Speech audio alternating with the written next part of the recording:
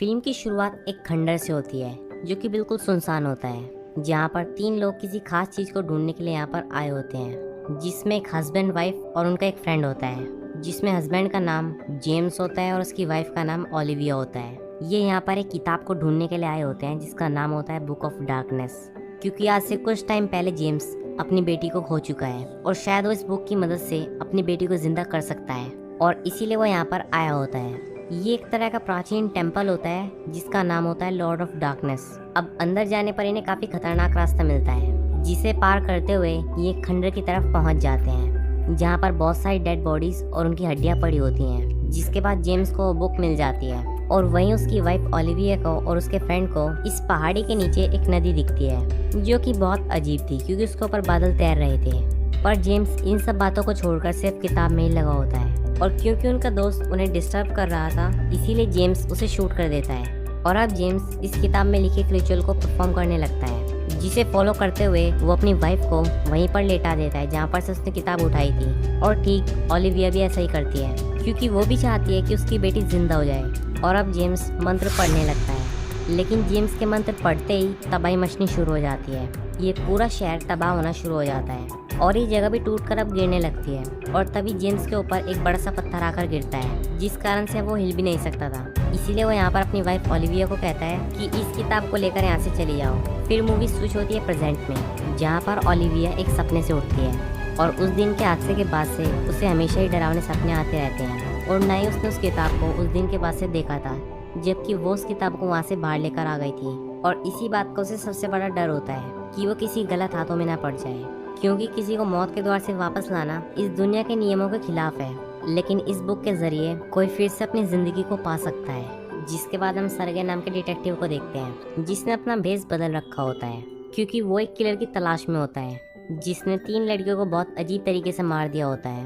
पर डिटेक्टिव सरगे शहर के लोगों द्वारा पकड़े जाते हैं और अब लोग उन्हें यहाँ पर मारने वाले ही होते हैं कि तभी उसका दोस्त फ्योडोर यहाँ पर पहुंच जाता है। और क्योंकि वो एक ऑफिसर होता है तो सभी लोग यहाँ से भाग जाते हैं। और वहीं शहर के दूसरी तरफ हम एक और मर्डर को देखते हैं, जहाँ पर एक लेडी को बहुत बुरी तरीके से मार दिया गया होता है, साथ ही साथ उसका दिल भी निकाल लिया होता है। और उस लेडी के पास से उन्हें एक अंडा मिलता है जिस पर उन्हें एक रिचुअल का साइन मिलता है, जिससे समझ जाते हैं कि इस लड़की को भी उसी ने मारा होगा जिसने पहली 3 हत्याएं की हैं। सरगे यहाँ पर ये भी बताता है कि ये किलर सिर्फ लड़कियों को ही अपना शिकार बनाता है और एक पैटर्न में उन्हें मारता है।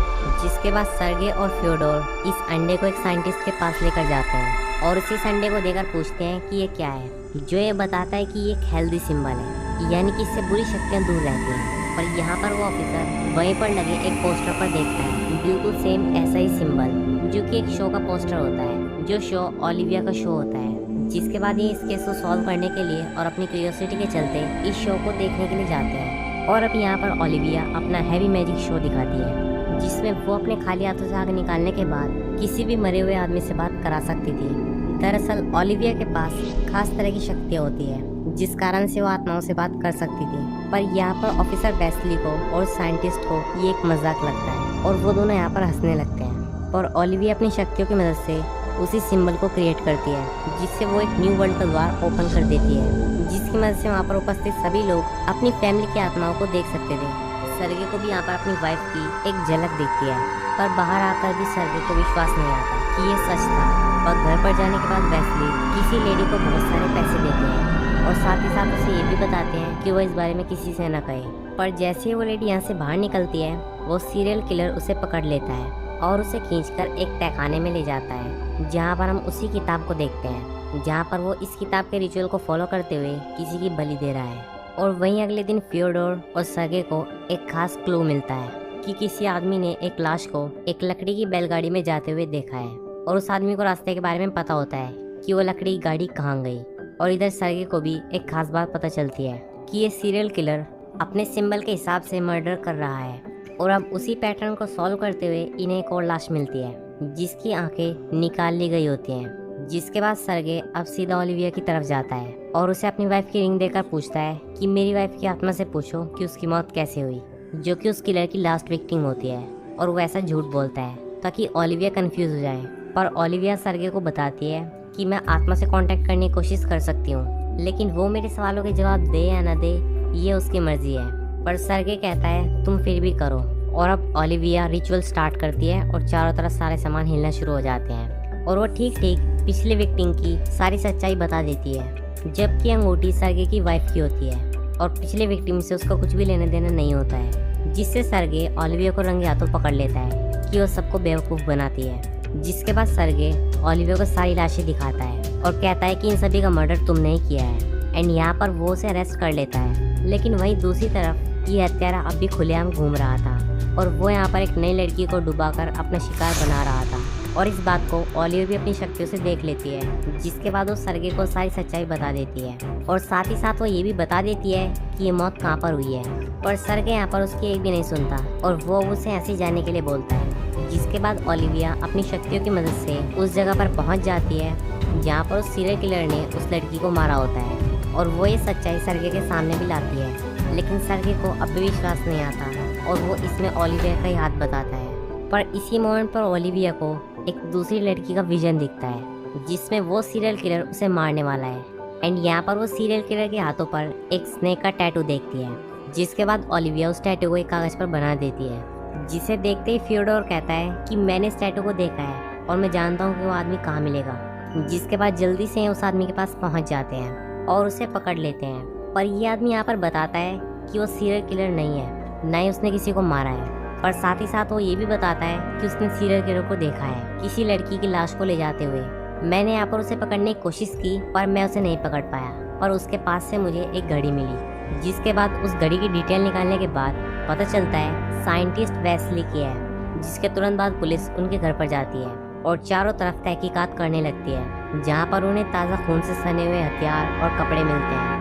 और अब साइंटिस्ट वेस्ली को यहाँ पर गिरफ्तार कर लिया जाता है। तो साइंटिस्ट वेस्ली यहाँ पर कहते हैं कि मेरी कोई गलती नहीं है, मुझे फंसाया जा रहा है, ये सब एक चाल है। और वो यहाँ पर बताते हैं कि ये खून उन्हीं के पेट का है जो एक मैजिक रिचुअल के चलते मारा गया।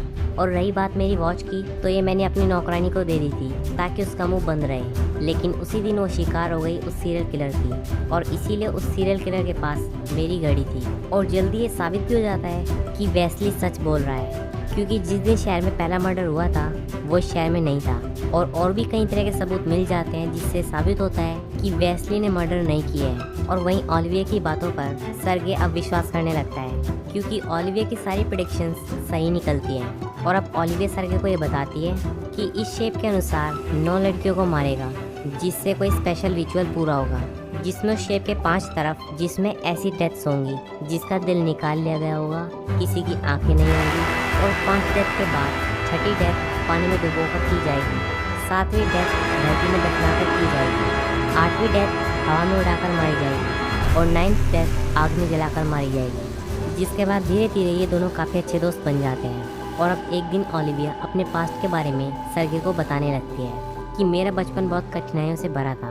मेरी शक्तियों की वजह से मेरे घर वाले और आसपास में रहने वाले मुझे एक चुड़ैल मानते थे और यहाँ तक कि खुद मेरे पिता भी ऐसा ही मानते थे। जिसके बाद मैं उस जगह को छोड़कर वहाँ से चली गई और फिर मेरी मुलाकात हुई जेम्स से, जो पहले तो मेरे साथ बहुत अच्छी तरीके से रहता था, पर कुछ टाइम बाद वो हर रोज़ मुझे परेशान करता था। जिसके बाद सिर्फ मेरा सहारा मेरी बेटी थी, लेकिन जल्दी वो भी मर गई, जिससे मुझे बहुत दुख हुआ। लेकिन जेम्स तो जैसे पागल ही हो गया था। और अब सर्गे ओलिविया को अपनी स्टोरी सुनाता है। वो बताता है कि जब उसकी वाइफ प्रेग्नेंट थी तो वो अपनी प्रेगनेंसी के लास्ट स्टेज में बहुत ज़्यादा कमज़ोर हो गई थी और डिलीवरी के टाइम डॉक्टर मुझे बताते हैं माँ या बच्चे में से किसी एक को ही बचाया जा सकता है। और मैंने इस फैसले में देर कर दी, जिस कारण दोनों ही मारे गए। और इसी बातचीत के बीच ओलिविया को एक लड़की ज़मीन में गाड़ी जाती हुई दिखाई देती है, यानी कि वो किलर अपने काम पर लग गया था, जिंदा ही ज़मीन में दफना देता है। और ये दोनों से ढूंढते हुए एक शमशान में पहुंच जाते हैं, पर जब तक ये उस लड़की के पास पहुंचते हैं वो मर चुकी थी। और यहीं पर सर्गे सब कुछ ध्यान से चेक कर रहा होता है कि तभी वो सीरियल किलर ओलिविया को अपने साथ ले जाता है। सर्गे तुरंत उसे पकड़ने की पूरी कोशिश करता है और काफ़ी दूर तक उसका पीछा करता है, बट वो किलर उसके हाथों से निकल जाता है। और वहीं फियोडोर उस सीरियल किलर की तस्वीर की मदद से उसे ढूंढ रहा होता है और फियोडोर उसे ढूंढता ढूंढता एक हवेली की तरफ पहुंच जाता है। लेकिन तभी उस पर एक आदमी हमला कर देता है जो उसे जान से मारने वाला ही होता है। और वहीं ओलिविया भी अब खतरे में होती है। जब उसकी आँख खुलती है तो अपने आप को एक अजीब सी जगह पर पाती है और यहाँ पर कैद आत्माएं उसे बुरी तरीके से परेशान करने लगती हैं। ये उन्हीं लड़कियों की आत्माएं होती हैं जिन्हें इस हत्यारे ने पहले मार दिया होता है। इसीलिए ज्यादा देर ना करते हुए ओलिविया यहाँ से उस बुक को लेकर भागने लगती है और ये वही हवेली होती है जिसके बाद फ्योडोर बाहर पकड़ा गया था। और अब फ्योडोर भी अपना पीछे छुड़ाकर उस आदमी से यहाँ पर आ जाता है और यहाँ पर वो किलर इन पर हमला कर देता है और वहीं सरगे इन्हें हर जगह अपनी टीम के साथ ढूंढ रहा होता है और जल्दी उसे एक लाश मिलती है जो कि उसे के दोस्त की होती है, जिससे उसे बहुत गुस्सा आता है। ये बलि इस किलर ने हवा में दी होती है, जिसके बाद सरगे हवेली के अंदर जाता है जहाँ पर उसे एक लड़की की लाश और मिलती है और ये लड़की यहाँ पर जेम्स की बेटी होती है। जिसके बाद सरगे आसपास जांच करने लगता है और उसे वही बुक दिखती है जिसके अंदर आग में बलि देने का जिक्र होता है, यानी कि ये आखिरी बलि होगी। साथ ही साथ यहाँ पर वो जगह भी होती है जहाँ पर किलर ये आखिरी बलि देगा, जो कि शहर के बीचों बीच नए साल के दिन होगा। और सारी भीड़ के सामने ओलिविया को बीचों बीच बांध दिया जाता है उसकी बलि देने के लिए। और अब यहाँ पर किलर का फेस रिवील होता है, जो कि और कोई नहीं ओलिविया का हस्बैंड होता है। दरअसल वो उन पत्थरों के गिरने से नहीं मरा था, बल्कि थोड़ी देर बाद खुद वहाँ से बाहर निकल गया था और सबके सामने ही वो ओलिविया की बलि देने लगता है। लेकिन सरगे तुरंत वहाँ पर आकर जेम्स को शूट कर देता है और चारों तरफ आग फैल जाती है, जिसमें जेम्स खुद ही मर जाता है और ये रिचुअल पूरा हो जाता है और उसकी बेटी फिर से जिंदा हो जाती है। लेकिन अब भी ओलिविया इस आग में फंसी हुई थी, पर एन मौके पर सरगे उसे बचा लेता है और इसी मोमेंट पर ये मूवी खत्म हो जाती है। तो दोस्तों ये थी द 9th मूवी की कहानी। आपको ये वीडियो कैसी लगी हमें कमेंट सेक्शन में ज़रूर बताना। और दोस्तों अगर वीडियो अच्छी लगी हो तो इसे लाइक करें, चैनल को सब्सक्राइब करें और बेल आइकन दबाना मत भूलें। Thanks for watching my video.